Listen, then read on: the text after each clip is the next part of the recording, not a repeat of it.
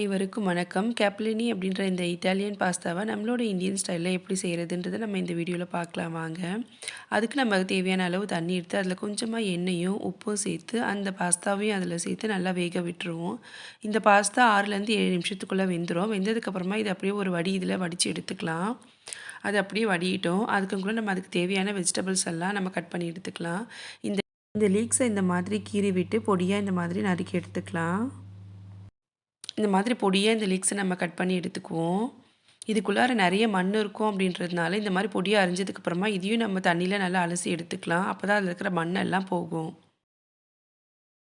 கூடவே நம்ம ஒரு வெங்காயமும் கொஞ்சமாக பீன்ஸையும் ஆல்ரெடி அரிஞ்சு வச்சுட்டோம். அதுக்கு தேவையான அளவுக்கு கேரட்டை இந்த மாதிரி நீள நீளமாக துருவி எடுத்துக்கலாம். முட்டைக்கோஸையும் இந்த மாதிரி பொடியாக துருவிக்கலாம். அடுத்து இந்த மாதிரி ஒரு கடாயில் பட்டர் இல்லை எண்ணெய் நமக்கு எது தேவையோ அதை சேர்த்துக்கலாம். அதோட இந்த மாதிரி கொஞ்சமாக பூண்டு எடுத்து அதையும் இந்த மாதிரி க்ரஷ் பண்ணி சேர்த்துக்கலாம். இப்போது பூண்டு கொஞ்சம் லேசாக வதங்கினதுக்கப்புறமா நம்ம கட் பண்ணி வச்சுருக்கிற வெங்காயத்தையும் இதில் சேர்த்துக்கலாம். வெங்காயமும் லேசாக வதங்கின உடனே நம்ம கட் பண்ணி வச்சுருக்கிற பீன்ஸையும் இதில் போட்டுக்கலாம். பீன்ஸ் வேக கொஞ்சம் நேரம் ஆகும் அப்படின்றதுனால பீன்ஸ் மட்டும் கொஞ்சம் நேரம் நல்லா வதக்கி எடுத்துக்கலாம். ஒரு 2 நிமிஷம் நம்ம பீன்ஸை வதங்க விடணும். மற்ற காயெல்லாம் சீக்கிரம் வெந்துடும். பீன்ஸ் மட்டும் கொஞ்சம் வேக லேட் ஆகுன்றதுனால அதை கொஞ்சம் நேரம் மூடி போட்டு ஒரு 2 நிமிஷம் வேக வச்சு எடுத்துக்கலாம். இப்போ நம்ம அலசி சுத்தம் பண்ணி வச்சுருக்க லீக்ஸையும் இதில் சேர்த்துக்கலாம்.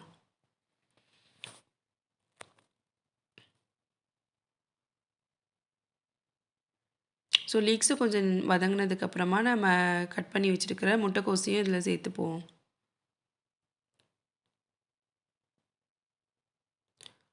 முட்டைக்கோஸு கொஞ்சம் நல்லா வதங்க விட்டுறலாம். முட்டைக்கோஸு வதங்கினதுக்கப்புறமா நம்ம இந்த மாதிரி நீள நீளமாக சீவி வச்சுருக்கிற கேரட்டையும் சேர்த்துக்கலாம். இதில் நம்ம நிறைய கேரட் வெஜிடபிள்ஸ் சேர்த்துருக்கிறதுனால குழந்தைங்க கண்டிப்பாக நல்லாவே விரும்பி சாப்பிடுவாங்க. வெஜிடபிள்ஸ் சாப்பிடாத குழந்தைங்க கூட இந்த மாதிரி செஞ்சு கொடுக்கும்போது கண்டிப்பாக சாப்பிடுவாங்க. இதுக்கு தேவையான அளவுக்கு உப்பு சேர்த்துக்கலாம். இதுக்கு நான் ஃபுல்லாகவே காரத்துக்கு மிளகுத்தூள் மட்டும்தான் சேர்த்துருக்கேன்.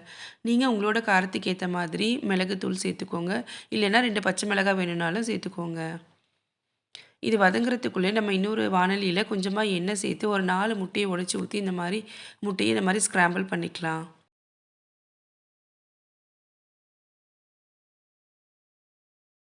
காய்ங்க எல்லாமே நல்லாவே வதங்கிருச்சு. இதோடு நம்ம கொஞ்சமாக 1 டேபிள் ஸ்பூன் அளவுக்கு சோயா சாஸ் சேர்த்துக்கலாம். சோயா சாஸு சேர்த்து சும்மா ஒரு கிளறி விட்டுக்கலாம். அதோட கொஞ்சமாக இந்த மாதிரி சில்லி சாஸையும் சேர்த்துக்கலாம்.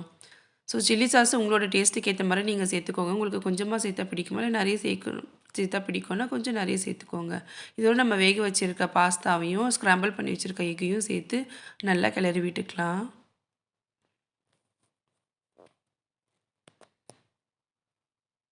இப்போது நம்மளோட சுவையான பாஸ்தா இந்தியன் ஸ்டைலில் ரெடி ஆயிடுச்சு.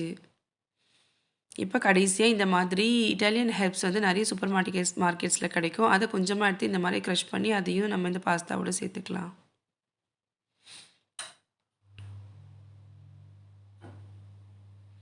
இப்போ எல்லாத்தையும் ஒன்று போல் நல்லா கிளறி விட்டுக்கிறேன். இப்போ உங்களுக்கு தேவை அப்படின்னு உங்களுக்கு விருப்பம் இருந்தால் இந்த மாதிரி ஒரு ஸ்லைஸ் பட்டரை சேர்த்துக்கோங்க. இல்லை உங்களுக்கு பட்டர் சேர்க்க விருப்பம் இல்லை அப்படின்னா நீங்கள் ஸ்கிப் பண்ணிக்கோங்க.